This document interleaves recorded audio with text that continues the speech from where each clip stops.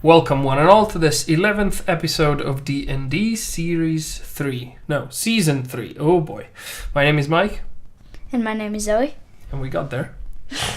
Today we're going to work on interacting with our bombs in a more meaningful fashion. So first of all, I want to show off what we've got so far so we can move about. The bomb will spot us if we enter the cone. Then they get mad, and then they follow us, and then they blow up. Poof.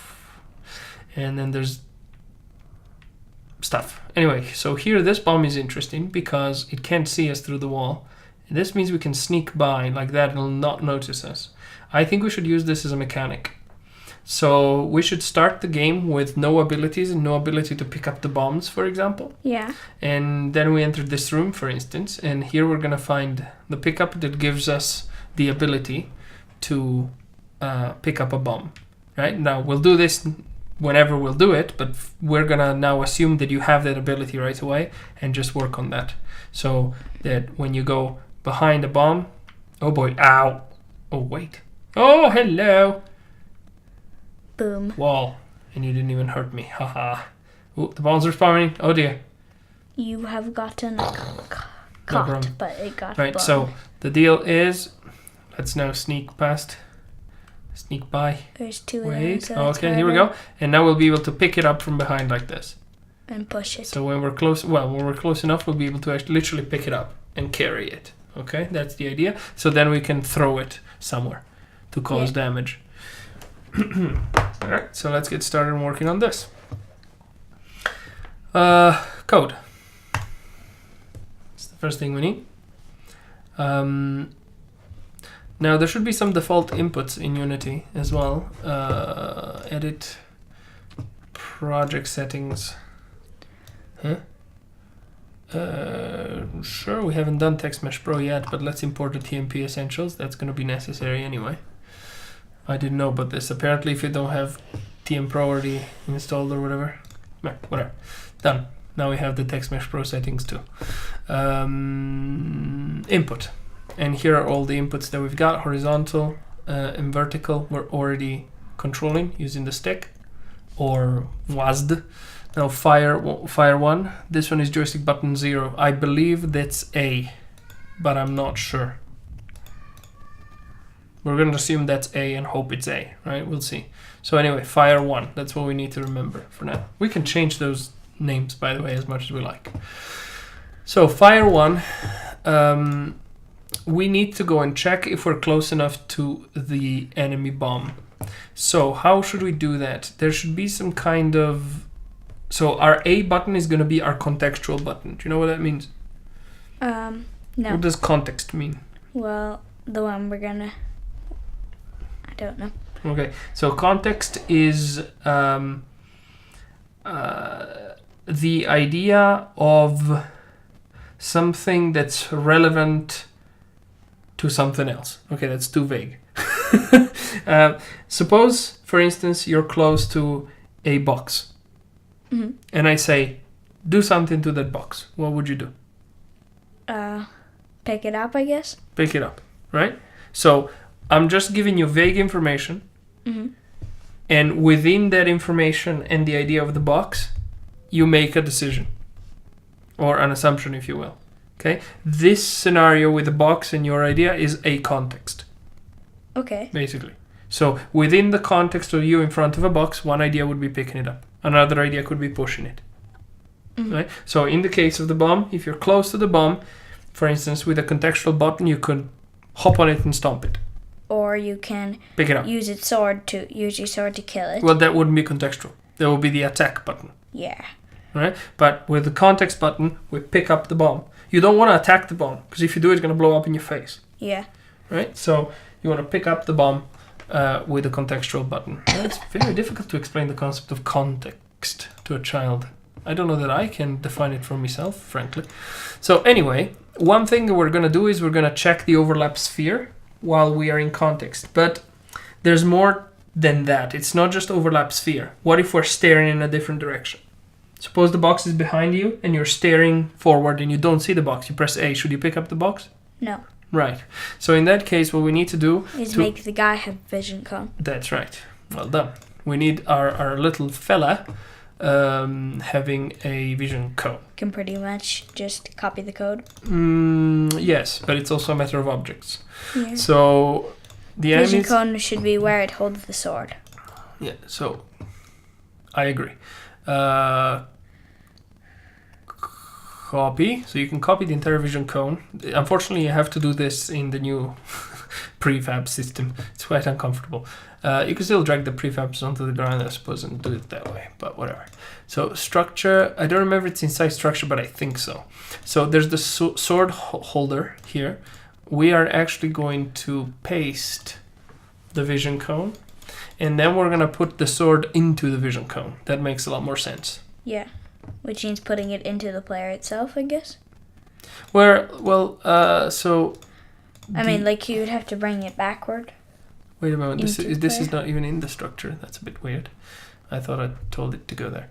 The target is irrelevant. That's just a helper for us. But the sword holder, I guess we can keep them separated, really. I mean, it's just comfortable to put the sword where the... I don't know, frankly. What should we do? Put it inside the vision cone or not?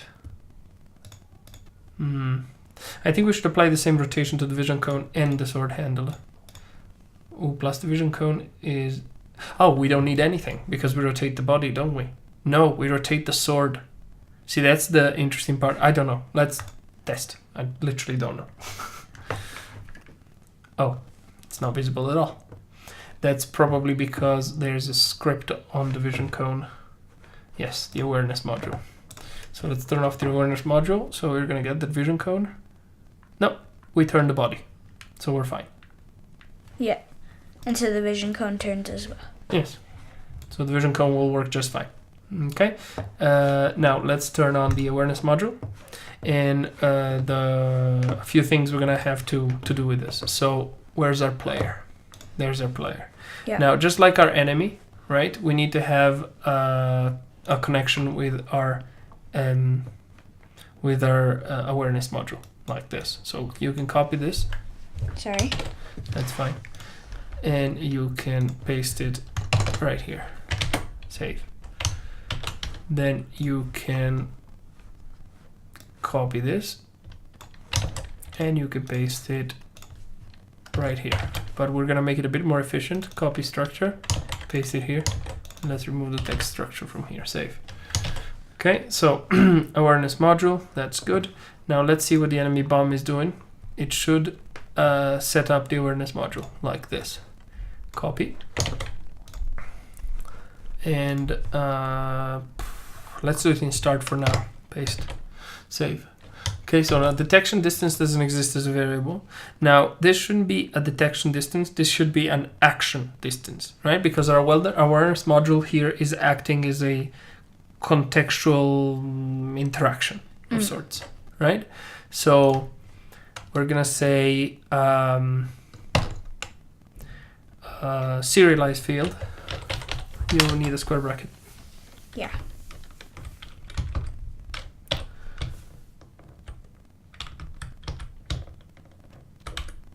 Serialized field, private float, private float, and you can call it contextual distance. No, it's X, contextual, UAL, distance. Give it a default value of 1F. Copy, paste, save. All right, that's the problem. I knew we were gonna catch this problem eventually. Remember I told you last time? We've got an issue that we're sending it enemy bomb. Right? That's an issue. Because it wants the bomb as the owner. But we may very well not have a bomb as an owner. So... Should we make like an enum? That wouldn't work. You wouldn't know which one. So that would be an issue. Well, we would do... Yeah. So owner detect player. is not going to function. One thing we could do is change these setups to set up enemy. One thing we could do is have a general class that we can use as a helper on each entity. That may work. And then that one may have... but I think this will do. Some kind of enum is not a bad idea. So let's go here and create a public enum.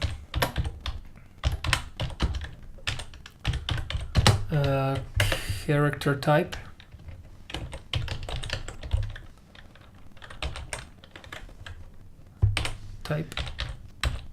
Open squiggle.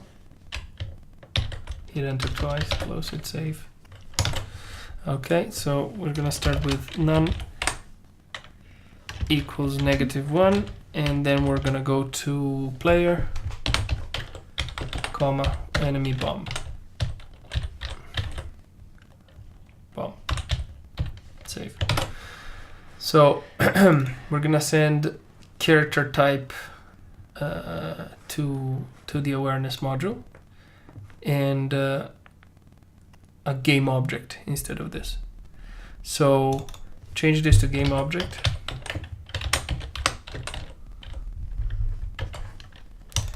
And call it geo. And then also send it a character type. And CT, comma. Okay, so we've got all of this in the setup. Now owner, it will depend on the CT. So let's do switch. Hit tab twice. Oh, that type CT. Hit enter. Enter. Okay, so character type player and enemy bomb. Cut this. Paste it here. Go. Dot get component. Open, of type, and it's enemy bomb. Yeah. Close, open, close. Save. Copy everything. Paste. Save. And player. Save. Now, obviously, it's not going to like it because the owner is now working as two different types of variables. We can't do that. It's an enemy bomb right now. Yeah, rename this one with Control R twice. EB. Hit enter.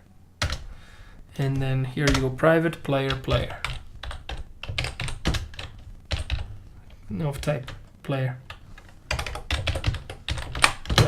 P, just P, P is good. PP. That's what you do in the toilet. Okay, so P. Save. Now here on trigger stay we got a problem because it depends on what type we are. Well, nothing could be easier as long as we store this guy.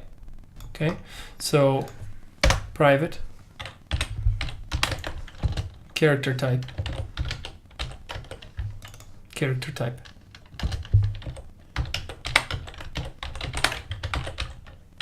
Semicolon. Copy. Paste equals CT. Semicolon. Copy this actually. Put it here. Changes nothing but my mental order. Sorry, I was hold control. That's save. fine. Release. Okay, copy all of this. Paste it here. Save. And cut this. Paste it here. Save. Now, for the player, what we need to know is we need to know which entity we're in contact with. Now, there are a few problems. Suppose that there are two boxes side by side. Mm-hmm. And you press A. What should you do? Nothing? Well, no, not really. Well, the player will expect to pick up one box. Which one? yeah, the one you're facing it. Yeah, but you're facing both. So there's two in front of you, and Mm-hmm. And both are in the trigger. Which one do you pick up? the closest to you. Fair enough, works for me. So the closest box, or the closest thing. Now this is not going to be that easy, because in our interaction, we can interact because it's contextual. See, that's the problem with all contextual things. Right? Contextual things are really cool. Many games have them. Say, when you play Mario Odyssey, right? Yeah. And you go close to Luigi, and Uh-huh. you press A, what happens? You start talking to him. That's right. Right? Suppose that instead you go close to a sign and you press A, what happens? You start reading it. You start reading the sign. It's a similar interaction, but not quite the same. Oh dear, I think A, Jump yeah, A does jump. and talk. So as soon as there's no context, A jumps. Yeah. But when there is a context, A needs to know what to do with any available context. That's a lot of possibilities. Okay? So we need to consider this sort of stuff. So here we know we are on trigger stay save with something. Save. So interesting, this is one collider. So I'm guessing it's run twice or multiple times depending on the... How does that work? It would depend on things that are in the trigger. But how would you know which ones or how many? That surprises me a little. Let's look into this a bit. So type Unity and type on trigger stay multiple objects. It's fine. Just type multiple objects.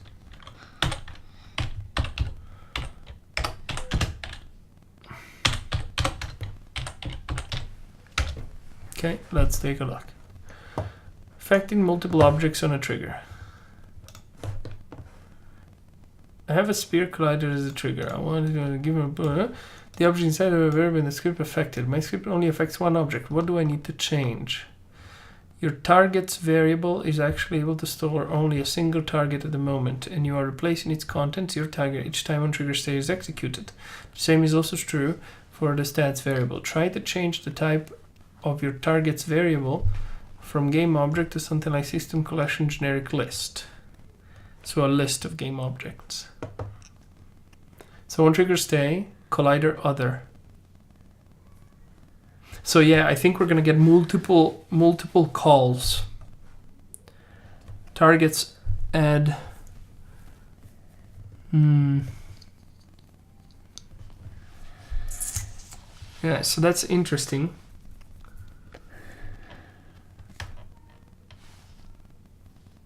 We would need to check a certain list, but I like this idea. This is not a bad idea.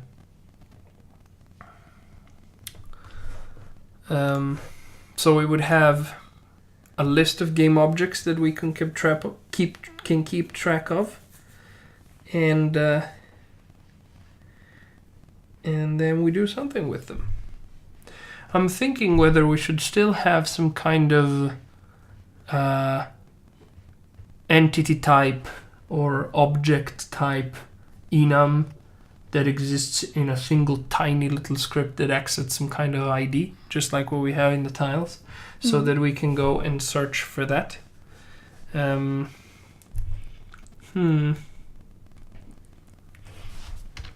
Wait, let me think a bit. I just saved the script. That's all I fine. did. That's fine. So, for example, let's take a look at our map stuff. So, entities, bomb spawn point. It's got a map entity concept. Yeah, so maybe we should have some kind of important entity idea. What about world? Yeah, some kind of important entity I think would probably work. Or interactive entity. I like that. Let's see. Character, infrastructure, map, and micropurpose. Let's create one here. and call it interactive entity.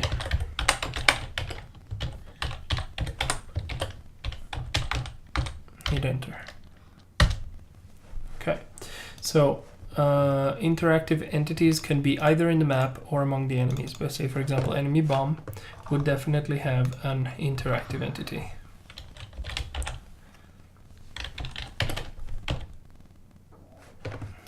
Okay, that's abnormal. Did you misspell it? I don't think I did. Yeah, I don't see any problem. I think it's the errors. Oh, right. Right, because we're missing things. So instead of this, you say this. So just game object here. No, lowercase. Okay, then comma, and here character type tab dot enemy bomb. Yeah, save. Okay, so now that we're doing this entity thing though, it's going to be a little bit different. So let's just comment this out, save. And yeah, let's go deal with this entity because this is going to make a huge difference in terms of how that works. So interactive entity. This is very small. Let's put it up top every time. Now, prefab's player is also an interactive entity. All the way at the top, right there. Any other entities at the moment? Bomb, spawn point, and the spawn point. The spawn point is an interactive entity. So there you go. Now, interactive entity, let's go and open this script. It's going to be stupidly simple. All it needs to do is save an interactive entity. Now, to do that, what we're going to do is we're going to go to Game Manager and change this. So hit Ctrl-R twice and call this one interactive entity.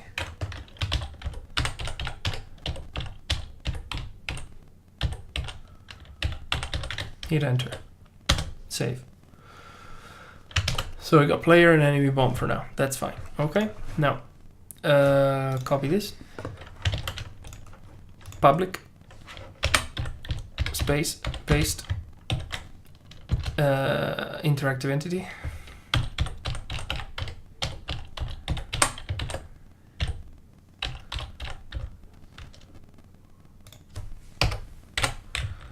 Whoa. Whoa. Did some mean Equals. mistakes. And here tell it interact tab dot none. There, got it. Semicolon. Okay, so we started none every time. Of course. Now spawn point. We forgot one already, so let's go right away in Game Manager and add spawn point. That's it. So the spawn point is going to have spawn point as an interactive entity. Now, whether we use it or not, we'll see. But we'll know we're aiming at it. Now, enemies, enemy bomb, open prefab, interactive entity, enemy bomb, prefabs player, open prefab, interactive entity, player. Okay? So now let's go and modify all of the things so that they use this particular concept. But the first thing we want to modify is our awareness module. So instead of GameObject.go, and instead of these two things, what we're gonna do, actually, those we're gonna keep, I think. No, we're not even gonna keep these. You'll see why. So we're also not gonna keep this. Save. What we're gonna keep though is private bool. No bool, my bad. Interactive entity. No, lowercase. Not this one, the other one. Yeah, so uppercase I, the class, there. Interactive entity, call it IE. Semicolon. Copy this interactive entity, paste it here. Save. Not go. Sure, it's fine though. No, you can't have IE. The other one's already called IE. Well, I guess, you know what? Call this one IE and this one interactive entity. There, it's already there in the suggestions. Okay, so copy this. Paste it here. IE. Paste it here. Dot. interactive entity. This looks really weird to you, right? Because it's 2 times exactly the same thing. But the thing is, this is the name of the variable over here, Yeah. and this is the name of the entity type in there. So I'll tell you what, let's go and hit Control R twice here and say IE capital T type. No, IE capital T type. YEPE. Enter. Now this is gonna break the changes we've done on the prefabs, but it's better, it's clearer this way. Not interactive entity, exactly with the same capitalization. You go like, what's happening? Because the problem is this is a class called interactive entity, which you named interactive entity, and inside it there's a public variable called interactive entity of type interactive entity, which is a demon. What? Okay, so interactive entity player. Okay, so if it's a player, we're gonna do nothing, actually. We're gonna do things later, not here. Save. And here you say copy, paste, dot, IE type. Save. And just leave that alone. And this one is enemy. And here what you're gonna do is you're gonna say interactive entity dot get component enemy bomb. Open, close, run. Save. Now, this is not ideal because actually this is really a bit daft because this particular thing will happen often and on every enemy. We should store this, which means we should have that player and that bomb that we had before. So type private. Sorry about that. I change my mind sometimes. Player, capital P, semicolon, enter, private, enemy bomb, EB, semicolon. All right. So we don't even need this. Go EB, save. And now what we need is the same switch. Copy it, paste it here. And now what we can say though is P equals copy, paste, get component, dot get component player of type player, close of type, rounds, semicolon. EB, no, EB, copy all of this, paste it, enemy bomb. There it is. Save. Alright, finally. Transfer local scale, that's all fine. That's There's all an fine. error. Where? There. Oh, sure. What we need to feed it is our entity, interactive entity. So we're just going to create a small variable for it. Okay, so private interactive entity EI. IE, good point. It's correct. Copy. Paste it here. Equals get component interactive entity. Close. Open. Save. Yeah, and here just feed it IE. Save. That's it. Copy all of this. We're going to take it to our player. We're going to put it right here. And now copy this. Take it to our player. Save. And AM setup IE. Save. Alright, so we're setting it up with the contextual distance from the player. Fantastic. Alright, so this thing is now sort of done, but we have no interaction coming from the other side. We also need to re-update it because it's been reset. The reason why it's been reset is because we changed the name of the variable. Yeah. Enemy bomb, and then in the map we had an entity spawn point. There we go. So that's good. Now the interactions between the bombs should be all fine. Everything should work okay. So let's just give it a shot to see if everything is still working as we intended to. Guys moving. Bombs noticing. Bombs coming. And One thing that isn't happening, at least I don't see it, is the player's vision cone. I don't see it. Is it because you turned off the other It's scale 0, 0, 0. That's the issue. Yeah, again. So my guess is the player's contextual distance is 1. So what happened? Okay, awareness module. It should have been set up.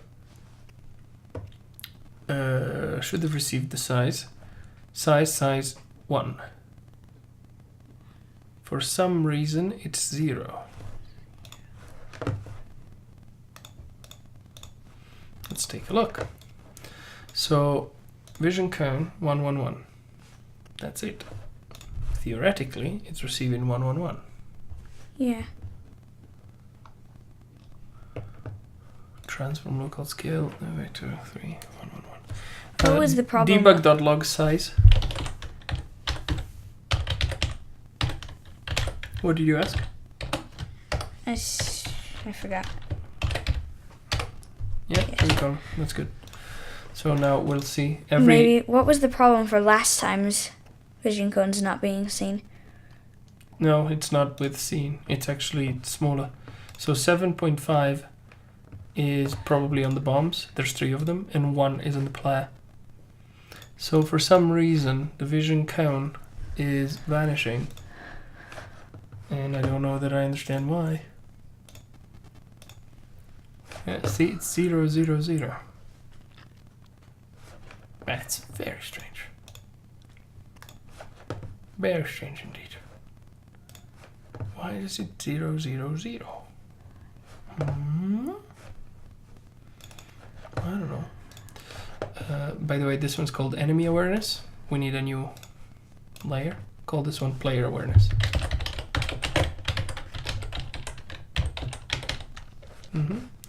And now we're just gonna change it. Save. So for some reason, this thing is becoming 1. So transform local scale size is becoming that, even though the size is theoretically correct. I genuinely am start. Start is doing it. Vector 3.0. You know what? The problem is this start plays after setup.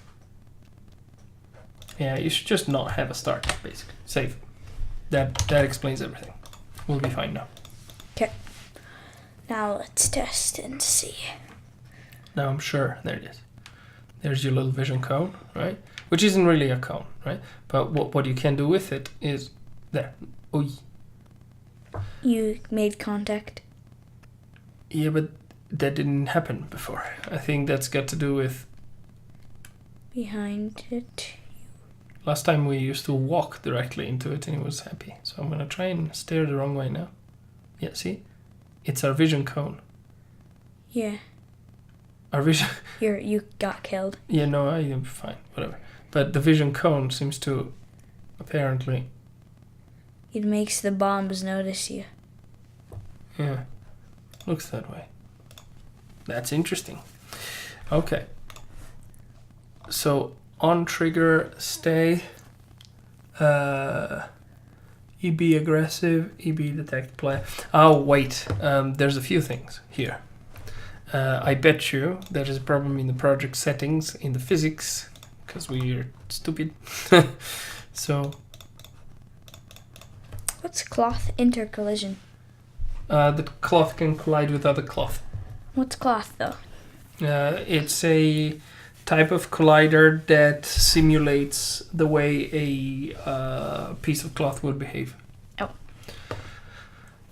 What type of rigid body, I guess? I'm not sure. Anyway, so the player awareness, what should it collide with? Well, what should it make contact with?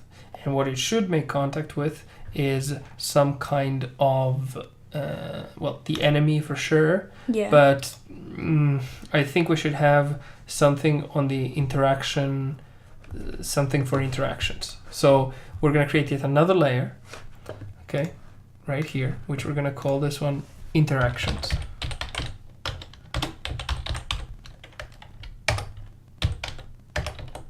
Oh wait, this is going to create a problem. It's going to create a problem because the player entity for the interactions is it's gonna get in the way. No, we can't do that. We're gonna have to manually select them all. So we're gonna do enemy for now. Okay. That's it for now, right? We'll see other things later. So for now, this only interacts with the enemy, and when it interacts with the enemy, go here, type debug.log hello.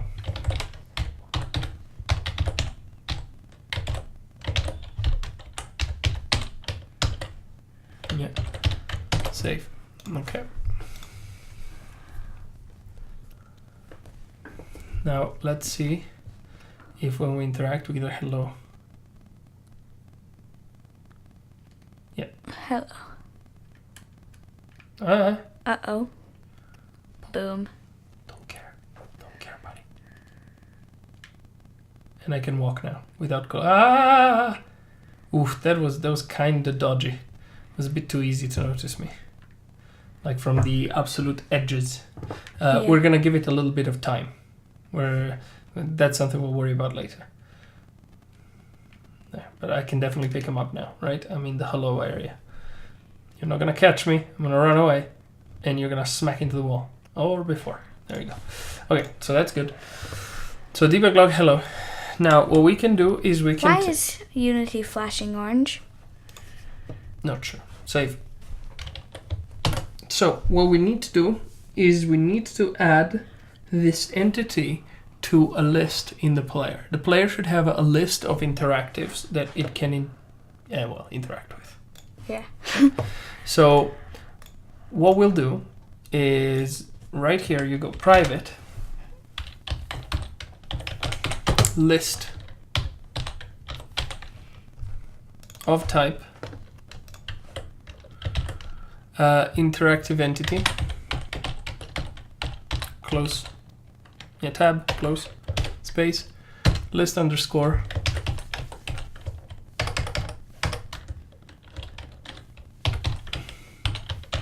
interactive entities.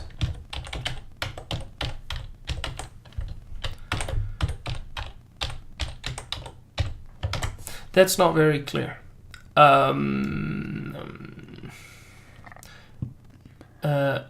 Insight. Add insight. Site. Save. Alright. Copy it. Paste. New. Tab. Open, close, run. Semicolon. Okay. Now hit Control MO. What you want here is you want a public void or voiced void add entity to site.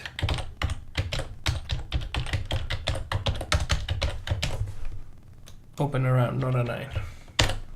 Shift tab, save. Now, do you want the list to contain tons of duplicates?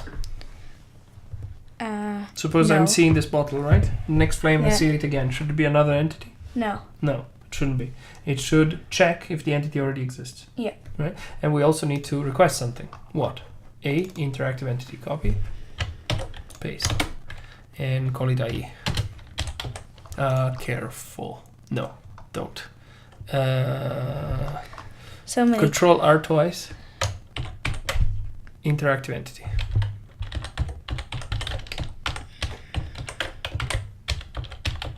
But there's another interactive entity existing. Not in here.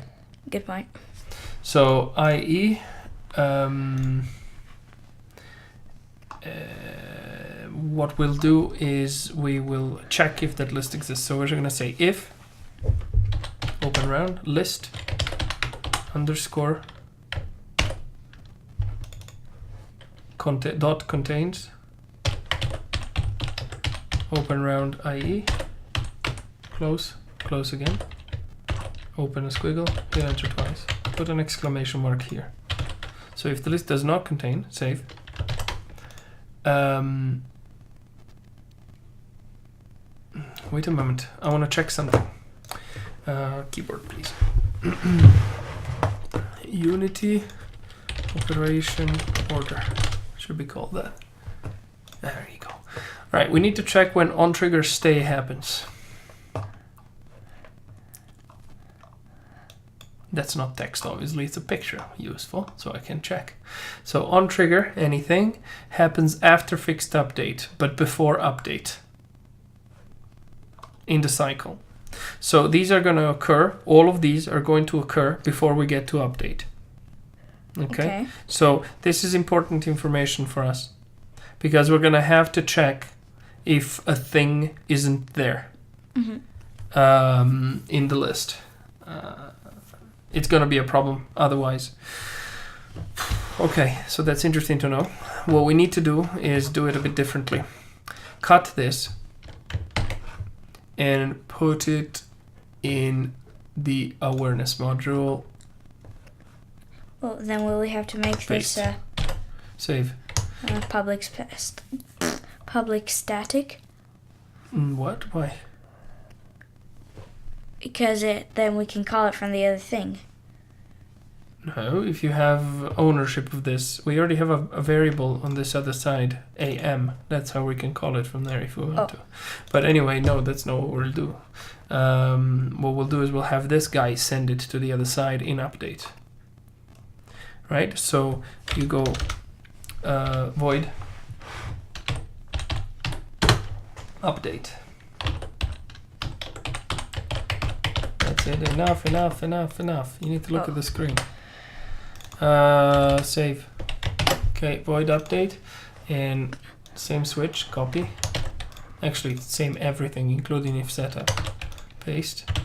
Now we don't need the enemy bomb. We'll worry about it later. Save. Now, when the player is done, we're going to send that list. So first of all, copy this. Paste it here. Let's go to our player and cut this. Put in the awareness module right here. Void. Save. Okay, so if this list does not contain that, cut this. Paste it here. Dot add. Open round. IE. Close round semicolon. Okay, now at the beginning of the fixed update cycle, we should reset this list as well.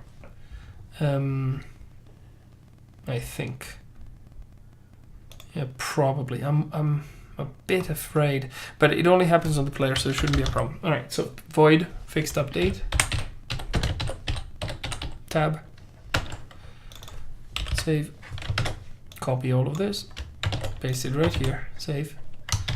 And we are going to clear that list. So copy, paste, dot clear. So why am I doing it here? Open, close, round, semicolon. Wait a sec, we got errors. I don't care. The reason why I'm doing it here is fixed update happens here. Then you get the on triggers. And then you get update. Okay. This means here we remove the stuff from our list. Here we populate the list. Here we tell the player that this is the list. Yeah. So that's how it's going to work. Wait, I'm still thinking, because technically speaking, we could just clear stuff in the player instead. The player should also have this list, essentially. Yeah, the player should have a list just like this. So copy this. Put it in the player as well. Save. And inside update, since it fixed update, should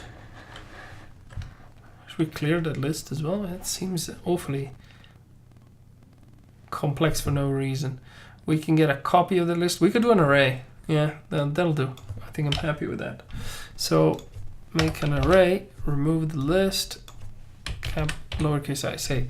So interactive entities in site is going to be reset all the time inside update. No, it's going to be updated by the other guy. So here you go, public void. But you see, I want this guy to control it, not the other guy. Your dad is having problems. Copy this, paste it here, and now wait. Interactive awareness module. Where are you? There. Make this public. Save. All of this is just because we need to figure out which one we need to target. If we want a list, right? If we just picked one, who cares? But we don't pick one, we want to do it properly. So we are in fixed update, we are clearing the list. We are then adding stuff in the list here. Copy this, paste it here, open round, C dot game object, transform dot get component, type every letter, okay, of type interactive entity, open close round, first close type, close round, semicolon, save. You're missing another round, save. Okay, so we're adding the entity on site in the don't trigger stay, which happens after fixed update. Then in update we will do things we won't. Save. The other update will grab this list. Okay, so from here we're gonna say interactive entities inside equals am dot list interactive inside dot to array, open close round, semicolon. So what this internal method does is it basically turns a list into an array. Okay. Right, which, if you remember, arrays can't be manipulated. They can only be basically created on the fly, which is what we're doing here. Now that we've got this interactive entities inside, we can decide to do something with them if we press the contextual button. Okay. So, and this still needs to be inside update. So here you can say if input dot get button down, open round bracket, quote, fire with a capital F. Fire one? Yes. Close the quote, close the round again. Open a squiggle, hit enter, close it, save. So if we pressed fire, we need to check if, well, we need to get information from this guy. So what we're gonna do is create an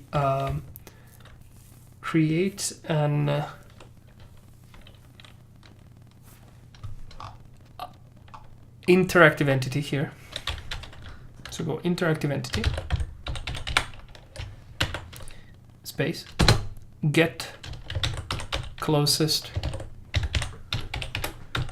entity. Open, close round, open squiggle, hit enter, close sem. Yeah, that's good enough, I guess. Save. All right, so now get closest entity. This was just unhappy because it wants one. So first of all, what you're gonna do is copy this, paste here, space, returnable. Call it returnable. Equals null. Semicolon. Okay, and here you type return returnable. Semicolon. So what we're gonna do here in the middle is a calculation. We're gonna go and figure out which one of these interactive entities is closer to us. Okay? So you can do for and then hit tab twice. Now we're also gonna need a few more things. We're gonna need a float distance. So type float distance, semicolon, hit enter, and you're gonna need another float, which you're gonna call, or float, which you're gonna call max distance. Not really. It should be highest distance motor. Semicolon. Okay, so max distance. And what we're gonna do is we're gonna say max distance equals 9999999 whatever, something stupid. Save. So we have a ridiculously high distance to start with. Copy interactive entities inside, paste it here, dot length. So we're going through all of the interactive list entities inside, and we're gonna check and compare their distance. So we're gonna say copy distance, paste it here, equals vector3 dot distance dot distance, open round. Distance needs 2 vector3s. Which ones do we give it? I. What do you mean I? I is not a vector 3. I is an int. Lol, that's when she's on the spot. She hasn't been paying attention for like about 30 minutes, so she has no idea what's happening. Vector3 distance does what? Very difficult. It's almost like it's written in front of you. Returns the distance between A and B. Mm-hmm. Why are we doing what we're doing, Zoe? Because you're teaching me. No, that's not what I said. I mean, yes, but that's not what I meant. So, why are we doing this loop? What is this loop going to do? It's going to check the length Of what? of the interactive entities inside. No, it's not. But it says it. No, the loop goes through the interactive entities and how many you have. Yeah. What is it going to do for us? It's going to keep on checking them and then Checking what? checking the What is the The purpose of list. this? Why did we do this? to see which entity to pick up first. Awesome. Which entity to pick up, period. You remember, we're only going to interact with one. Yeah. Alright, so which entity to pick up or interact with, whatever it is that we do. Fantastic. Now, if that's what we're going to do, what is the criterion we're using to decide which one? The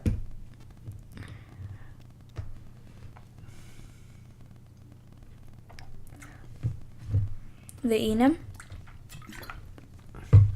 You don't understand my question. This entity is in your site.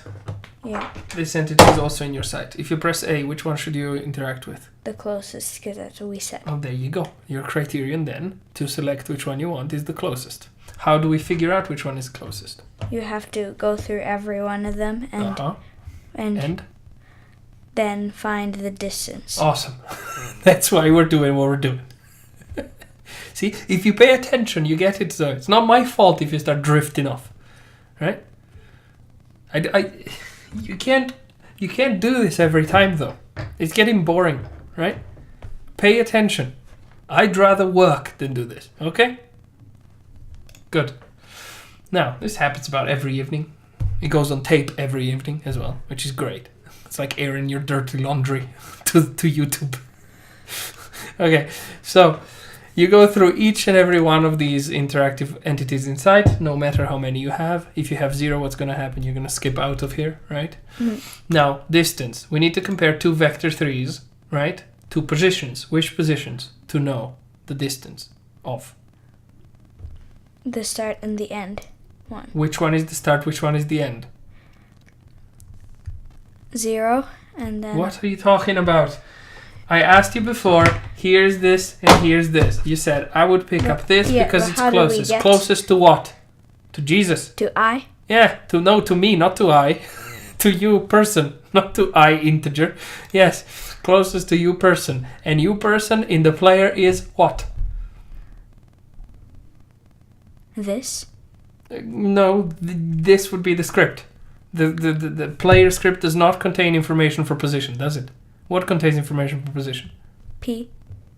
It's the player variable. What are you talking about? Transform dot position. Like you didn't know this. You didn't know this. You're telling me you didn't know this. Of course you knew. Then the second one is what? You're comparing the distance between you and this. So I. No, I is a friggin' int. It's not a thing. What's the thing? I is part of the solution. Which thing? This thing here. In what list is this included? Interactive entities inside. Awesome. So copy this, paste it here. Which one? I. Okay, fantastic. Close the round bracket. Semicolon. Winning. Except it's not happy. Why? Because the wrong- it's not a list. No, because it's not a transform and you didn't get its position.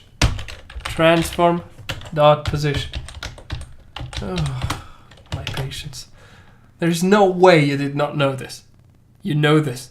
You've been doing this for 2 years. The transform contains the information of positions. Yeah? Your position, I don't know where it is, where your bum is, right? Versus the position of this thing, about the middle of this. Yeah? You say the distance between these two, you're going to get a float. What is it here? I don't know. 2 feet. Whatever. Right? But this is shorter than this. Is it not? Yeah. Awesome. My phone decided to go bing when I said this. So we got the distance. Now we're going to compare the distance to max distance. We're going to say if distance is lower than max distance. Right? Lower. We want it to be closer.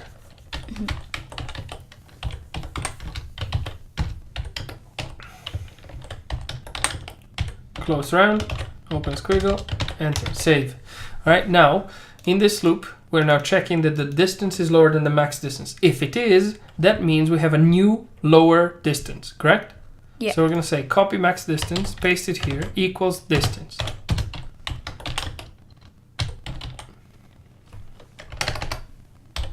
Semicolon. And because we have found out that there's at least a thing that's closer to our max distance, we're going to populate the returnable. So copy returnable, paste, copy this, equals, paste, semicolon. So now you're given whatever is in that list, in that number, to the returnable, and then eventually you return it. Now we're going to play this for loop in real life. For the people on the other side, you can't see this, but basically I've put a remote control closer to Zoe, I've put a phone further from Zoe, and then I'm putting a bottle of water about where the remote control is. We're gonna say this is element 0, this is element 1, this is element 2. Okay? Now let's find our meter. There we go. I'm taking a tool, the meter. Awesome. So we're gonna do a for loop, right? Yeah. A list of 3 things. 0. What was it? 0, 1, 2, right? Yeah. Okay. Awesome. So we're gonna go. The first max. Look there. The first max distance is 99,000 feet or whatever.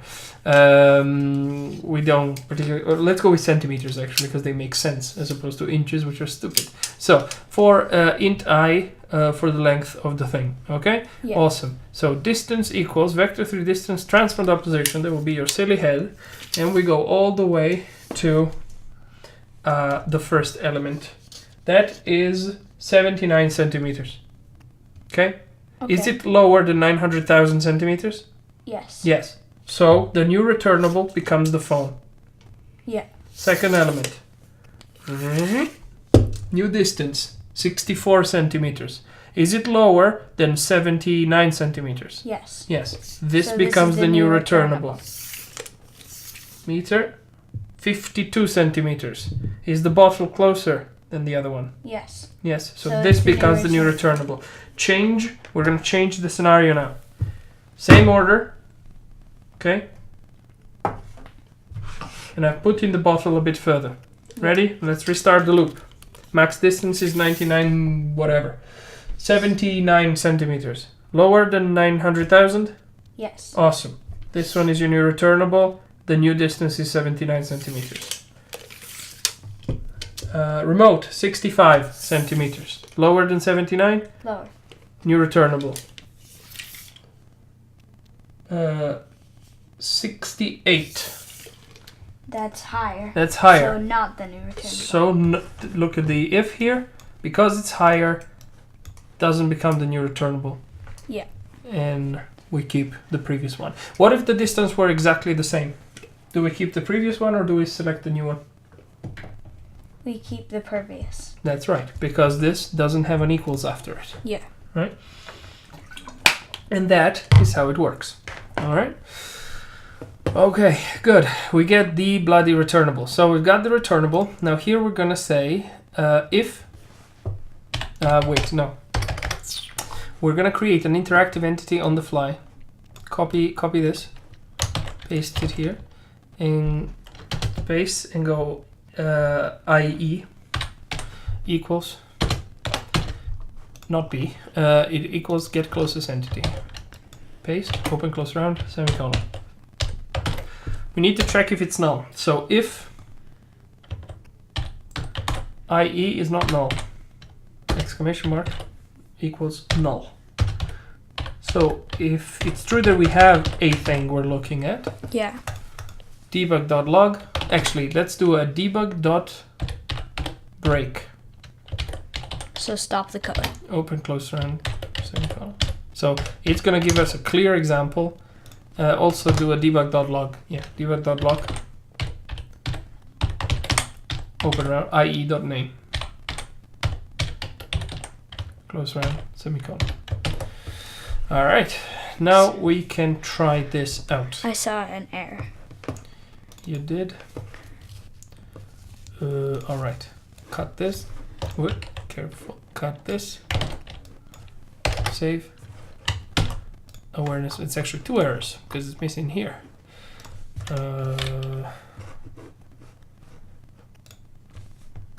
Paste it here. Save. There we go. And this should all be now Fixio, maybe. We'll see.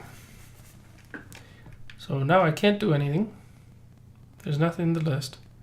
I'm gonna press A. There it is. Enemy bomb clone. Yeah. So we stopped the code as soon as we pressed A. All right. Now, technically speaking, we're not even a third through what I wanted to do, but that's where we are. And it is time to stop. So I think we are going to stop here for today, and then we're going to continue with the next one. So for now, let's just turn off this debug break because it's going to be annoying. Save. And you can now notice that it's just going to work. Just like that. So I've picked it up several times. And then it noticed you. It did notice me. Yeah. And While it did not hit you. one thing I'd like it to do while it's getting mad, while it's mad, is I'd like it to look at us. Let's make that change real quick. So it should be in start aggression. This is where it starts the aggression and it changes the color. What we're going to do is we're going to simply transform rotation, look rotation. So copy this exactly as it is and paste it right here. Save. So now it's going to look at the player while it's getting aggro. Mm-hmm. Which is, by the way, a cool little thing because we could make it so that then the player can leave the aggro zone and the bomb maybe gets less aggro. See? It's staring at us. Already, right? Yeah. When it notices. Mm-hmm. It is a little bit extreme, frankly. Yeah, it's, you know what? It's too extreme. I don't like it. So because this is a quaternion look rotation, we can actually use a lerp and do a bit of a, what I like to call a fake lerp, because it's got the ending position changing. Okay. But that's okay. So I'm going to show you how to do this. Here you go, quaternion. Quaternion.lerp. Open round and close round here. Save. So this is the end. We are going to use the curve aggression evaluate passing time. Copy this one, paste it here. And now we need a start, which is quaternion.identity. So where we are rotated now, dot identity is the start, comma.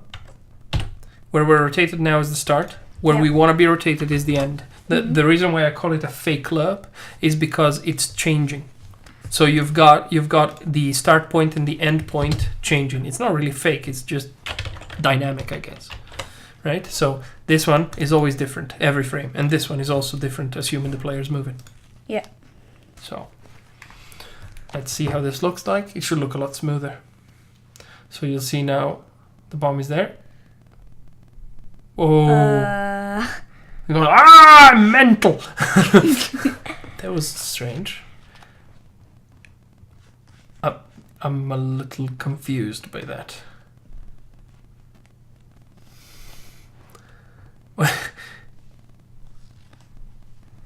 Oh, not identity. Absolute potato.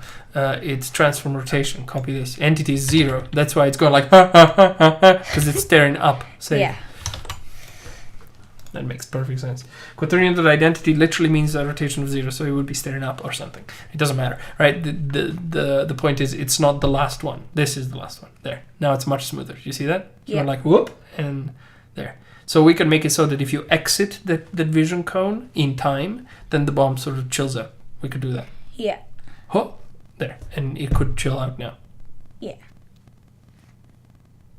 So it keeps staring at you, but it sort of calms down. We'll see. So it goes a little bit slower. No, it just doesn't go. It just changes its mind and leaves you alone. Yeah, it goes back to its start. Yeah, you need to make Nice. it proper aggro.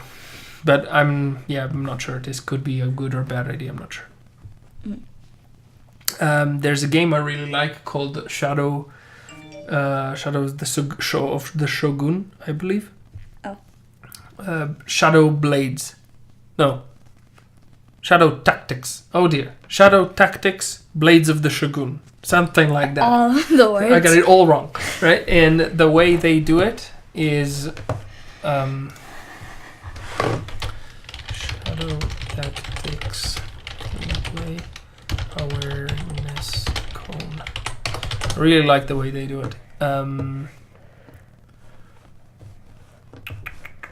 Under images, maybe we'll find something.